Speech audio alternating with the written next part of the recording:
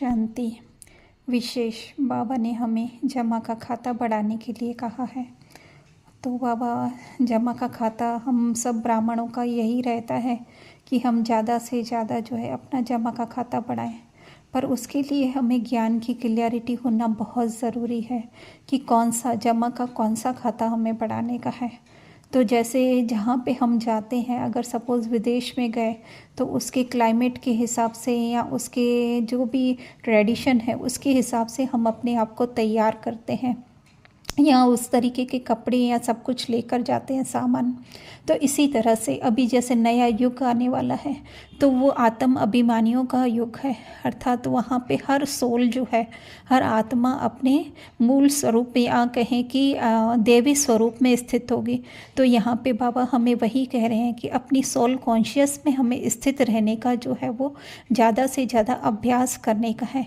जितना जितना हम अपने आत्म अभिमानी स्थिति में रह करके मनसा वाचा कर्मणा जो भी सेवा करेंगे तो है उतना उतना जो है हमारा जमा का खाता बढ़ता जाएगा। तो इसके लिए बाबा हमें गोल्डन चाबी दे रहे हैं कि जो हमारा पुराना मैंपन है वो जरा भी नहीं आना चाहिए। पुराना मैंपन तो हम सब जानते हैं कि हमारे रोल कॉन्शियसनेस का, देह अभिमान का, जिसको मोटे रूप में कहें तो वो है, वो जरा भी नहीं आना चाहिए। जिसमें जरा भी मैंपन नहीं है वो है आत्म अभिमानी स्थिति, जिसकी कोई भी पहचान जो है उसके बाह्य रूप से नहीं है, चाहे वो गुण है, चाहे विशेषता है, चाहे अवगुण है या पद है, पोजीशन है। तो उन सब को छोड़ करके हमें स्वयं की आत्म अभिमानी स्थिति में जब हम स्थित रहेंगे तो ऑटोमेटिकली जो है हमारा जमा का खाता बढ़ता जाएगा। इसके लिए जो है बाबा ब्रह्मा बाबा का हमें उदाहरण दे रहे हैं कि उन्होंने कैसे अपना जमा का खाता बढ़ाया। पहले तो हम ब्रह्मा बाबा का देखेंगे तो कहा मनसा में निराकारी, वाचा में जो है वो निरहंकारी और कर्मणा में जो है वो निर्विकारी। तो उसमें भी बाबा ने उस लाइन के बाद ही जस्ट क्या कहा कि अपने संकल्प में जो है वो निराकारी स्थिति हो।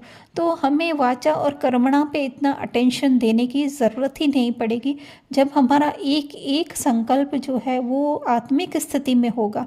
आत्मिक स्थिति अर्थात कि ओरिजिनल स्वरूप, ज्ञान, सुख, शांति, उसमें देवताई गुण तो आ ही जाते हैं। और साथ में जो है फिर मम्मा का भी उदाहरण बाबा ने दिया कि मम्मा का स्लोगन रहा हुक्म ही हुक्म चला रहा है। अर्थात हमें ये ध्यान रहे कि करण करावनहार बाबा है, अर्थात जो भी हम सेवाएं कर रहे हैं, जहाँ पे भी हम निमित्त हैं, बन रहे हैं या बाबा बना रहे हैं, उसमें हमारा कुछ भी स्पेशल नहीं है। ये तो बाबा का बहुत बहुत धन्यवाद है कि वो हमें निमित्त बन करके, क्योंकि यहाँ पे ही वो जो करेगा वो पाएगा का रूल सप्लाई होता है।